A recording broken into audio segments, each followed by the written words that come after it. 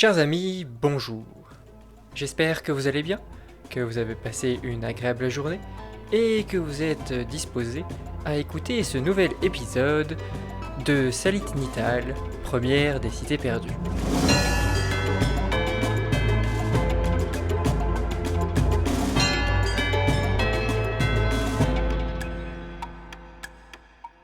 Chapitre 10. Sur le chemin face au vent. Valamir et Meshaoui avaient passé toute la journée à arpenter le village.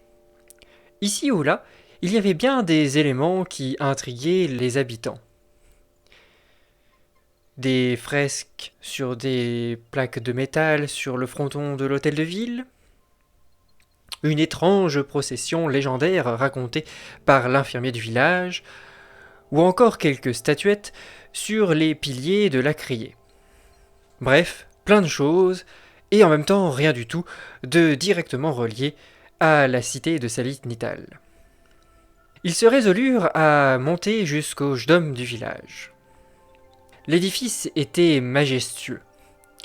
Si, au milieu d'une forêt, il avait la forme d'une croix, au milieu d'un carré. Le grand dôme en son centre surplombait l'édifice. À l'extérieur, le bâtiment était richement décoré, de marbre vert et d'imposantes colonnes soutenant la toiture et le dôme. À l'intérieur, le marbre était également présent, et de très nombreuses décorations en faisaient un lieu plein de couleurs et très vivant. Le Riksda Maloney, ecclésiastique de la cité, vint accueillir nos deux protagonistes. Ce faire petit Alfred, comment vas-tu mon garçon? Oh, ça faisait bien longtemps depuis tes jeunes années où tu venais ici lors de la prière dominicale avec tes grands-parents. Oui, Riksda, merci de nous accueillir dans votre jdom. En quoi puis-je vous être utile? Oh, mais je vous ai déjà vu quelque part, monsieur. Dit le Riksda en s'adressant à Meshaoui. Oui. Peut-être dans les journaux, je suis un explorateur bien connu de la presse pour mes découvertes ces dernières années. Ah oui, ça y est, ça me revient.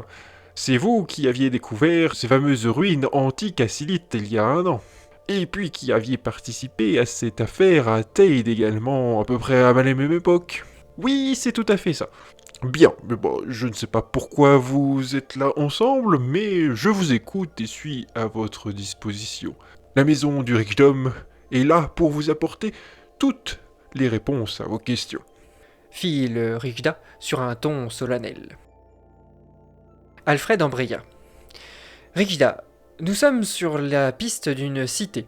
Une cité du nom de Salit Nital, une cité perdue que nul n'a découvert ces dernières centaines d'années. Une cité perdue, dites-vous? Je n'en ai jamais entendu, dites-moi. Mais qu'est-ce qui vous amène particulièrement ici à Sainte-Marie-Coprine? Est-ce que cette cité aurait un lien avec notre ville? C'est très probable, fit Valamir. Nous avons découvert la mention de cette cité dans une encyclopédie, laquelle nous a également menés à Sainte-Marie-Coprine. Par ailleurs, à Sainte-Marie-Coprine, il y a aussi quelques légendes qui tendraient à confirmer, ou en tout cas à nous orienter dans le fait que notre village, ce village soit lié à la cité d'Enital. La légende notamment que nous a raconté l'infirmier, parlant d'une grande procession en l'honneur d'une pierre étincelante, nous semble faire directement référence à cette même pierre mentionnée dans un poème parlant de la cité de Salit Nital. Oh, intéressant, dites-moi. J'ai peut-être dans la bibliothèque du Jdom quelque chose pour vous. Le Riksda se retira quelques instants et revient avec un vieux grimoire. De quoi s'agit-il? Questionna Meshaoui. Il s'agit du premier livre des festivités de Sainte-Marie-Coprine. C'est un vieux bouquin. Allez savoir pourquoi, à l'époque, c'est-à-dire à l'époque de la fondation de cette ville, certainement au IVe siècle, en tout cas c'est la date de commencement de ce grimoire, on notait toutes les fêtes se déroulant dans le village. Peut-être que cette fameuse procession légendaire y est notée. Vous disiez qu'elle avait lieu quand? 3e jeudi de février, je crois, répondit Valamir. L'Auricula a parcouru les différentes pages de l'ouvrage. Oh, voilà qui est intéressant. Nous avons ici, en 433, effectivement la mention d'une grande marche qui pourrait s'apparenter à une procession et qui prenait la direction du sud, sur les bords de l'océan, à pied. Il n'est pas tout à fait explicité pourquoi cette procession avait lieu, mais on appelait ça la fête des Ni... Ah, la suite est effacée.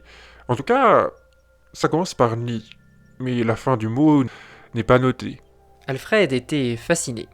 Il était bien mention, dans cet ouvrage, d'une fête se déroulant tous les 3e jeudis de février, ici dans les années 430.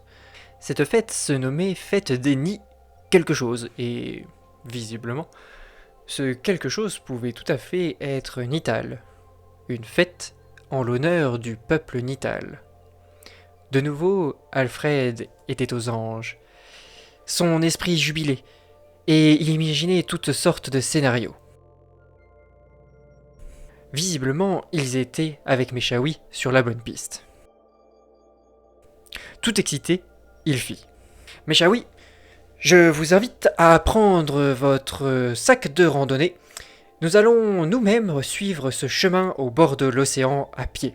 Je suis sûr que cela nous mènera quelque part. » Le jeune homme était déterminé, et l'explorateur, quelque peu intimidé par la détermination du jeune homme, approuva.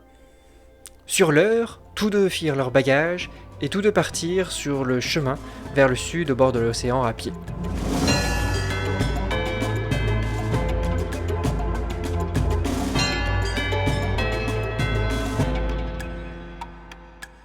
Merci d'avoir regardé cet épisode, on se retrouve dès demain pour la suite. En attendant, n'hésitez pas à partager cette vidéo, à laisser un petit commentaire, à vous abonner et à laisser un petit like si ça vous a plu. Allez, merci et à demain.